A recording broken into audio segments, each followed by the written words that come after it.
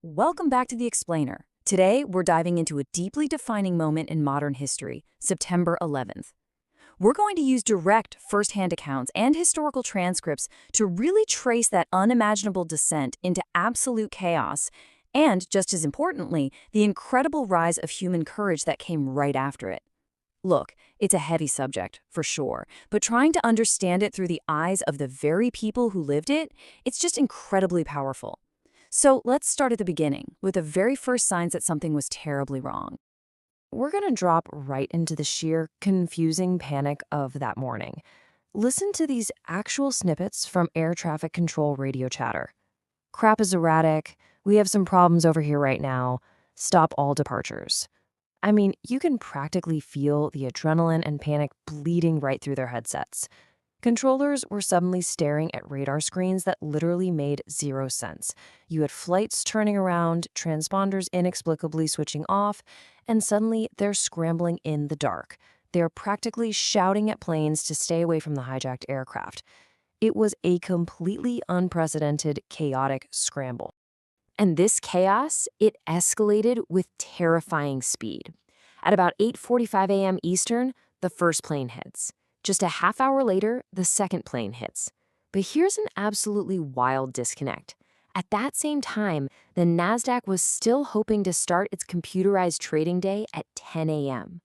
It perfectly captures the surreal, split-screen reality of those early minutes. You had people trying to just go about their normal, everyday routines, pouring their coffee, heading to work, while a literal, world-changing disaster was unfolding right above their heads. That exact disconnect is perfectly summed up by the folks standing just blocks away on the street. That can't be real. I swear to God it happened, dude.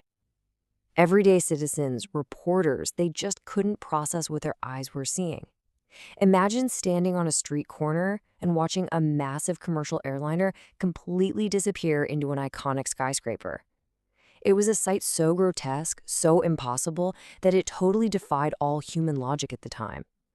It really makes you wonder how your own brain would process the utterly impossible happening right in front of you. Now, as the timeline shifts over to Washington, a really chilling logic starts to emerge. When word came down that a hijacked plane out of Dulles was actually turning back toward the Capitol, the speculation just ran wild. What's the target? The White House? Well, actually, it's too small, kind of hard to spot from the air. The Capitol building? Definitely easier to see, but usually not densely populated all at once. The logical, terrifying conclusion? The Pentagon. It's the largest office building in the entire world. It's super easy to find, and it's packed with people. And tragically, within minutes, the roar of a jet engine on full throttle proved that horrifying deduction right. In the immediate aftermath of that impact at the Pentagon, the scene was just totally overwhelming. People were stumbling out of these open doorways, injured, every 20 to 30 seconds. But William Toti actually ran back inside. He ends up tripping over a woman trapped in the burning wreckage. So with the help of a couple of army guys, they drag her just a few feet outside. She's struggling to breathe, panicking, and asks Toti if she's going to die. And he gives her this profound, anchoring promise. No, Antoinette, you're not going to die. You're going to be fine. Right amidst all that twisted metal and complete jet engine destruction, this simple act of human comfort is just incredible. Meanwhile, back in New York, the situation goes from a massive rescue mission into a frantic, chaotic fight for survival. Reporter N.J. Burkett was standing literally as close to the base of the World Trade Center as he could get. He's surrounded by a battalion of firefighters who, frankly, looked terrified. Burkett is in the middle of shooting his second take for a news broadcast when this sudden, deafening rumble kicks in. The South Tower was collapsing. The entire top of the building was literally falling off, and a massive explosion was sending a deadly wave of debris straight down toward them, which leads into a sequence of absolute terrifying urgency. Burkett and his cameraman, they had no idea where they were running. They just knew they had to sprint the other way, fast. Through this blinding dust and sheer panic, they stumble upon a random open doorway and dive inside just a split second before the debris hits. I mean, their survival literally came down to picking a single random door. Burkett later talked about the chilling, haunting reality that the folks running right behind them, They didn't make it through that door. But for those who couldn't find a door, the reality was entirely different. Take the deeply personal story of a man named Lampert. He was caught right outside when the collapse happened. His nose and mouth filled with dust so fast he literally couldn't breathe.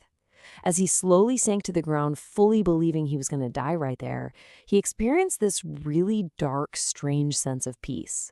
He realized that because he wasn't physically crushed, because his body was whole, at the very least, his parents would be able to get his body back.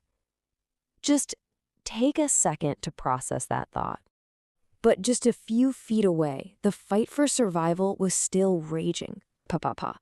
A group of 10 to 12 people, including a man named Giefbried, had run across the street and slammed into a thick glass wall. They were basically buried alive under the piling debris. They were clawing, banging, but the window just wouldn't break. Giefbried actually closed his eyes and started saying a prayer. And right then, he heard that exact noise, pa. A police officer trapped with them had managed to reach his secondary weapon and fired shots to shatter the glass, physically yanking the group right through the broken window to safety.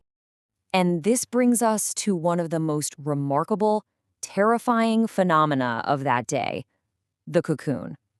So Tom Canavan was exiting the tower when he hears this huge rush of air, feels the heat, and then gets hit with a massive, literal smackdown of concrete. He was completely buried. But miraculously, a huge slab of concrete had fallen at an angle right over him. It knocked him down, sure, but it also protected him. He found himself trapped in this pitch-dark, dead quiet space, totally convinced he was never going to live to see his unborn daughter's face. And the desperation of Canavan's escape? It's honestly like something out of a nightmare. While he's trapped, a security guard actually grabs his ankle in the dark. They start digging together, refusing to just lay down and smother. Eventually, they find this tiny peephole of light. Tom, who's a bigger guy, pushes the smaller security guard out first. But then, the unthinkable happens. The guard literally just waves at Tom and walks away. He abandons him right there in the rubble. Tom was so furious he actually grabbed a rock and threw it at the guys retreating back. But you know what? That intense, white-hot anger actually fueled him. It gave him the massive spike of adrenaline he needed to furiously claw his own way through the concrete and jagged rebar, scraping his body from head to toe completely alone.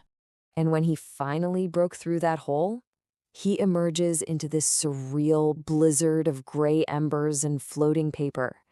But looking straight up, he saw a perfectly blue sky. He could look back and see his tower still standing behind him, and it just hit him all at once. He survived. Whatever had just happened, it didn't get him. He was still here. So while survivors on the ground are crawling out of the rubble, a completely new nightmare was unfolding up in the skies. It asked an absolutely terrifying question. How do you stop a hijacked airliner when you don't have live missiles? See, the military had scrambled fighter jets to protect the airspace over Washington. But because it normally takes 20 minutes to load real weapons, these jets took off totally unarmed.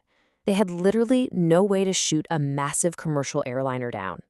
And that impossible situation leads to this chilling exchange between two fighter pilots, Sauce and his wingman, Penny. As they were sprinting down the stairs to grab their flight gear, Sauce looks at Penny and gives this haunting command: "I'll ram the cockpit." And Penny knew instantly what that meant. She would have to ram the tail. They were committing, right then and there, to a suicide mission. They were fully, completely prepared to sacrifice their own lives to take down a civilian airliner filled with the very American citizens they were sworn to protect. But as the military is desperately searching the skies, the true battle was actually unfolding inside the cabin of United Flight 93.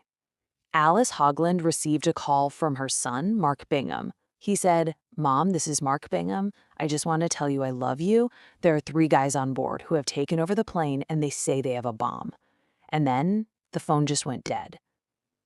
It takes this massive, incomprehensible national tragedy and grounds it in a deeply intimate, absolutely terrifying family moment.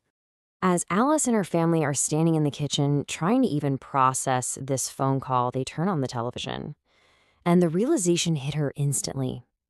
Seeing those live images of the North and South Towers in flames, she knew instantly that Mark's hijacked plane wasn't some isolated random incident.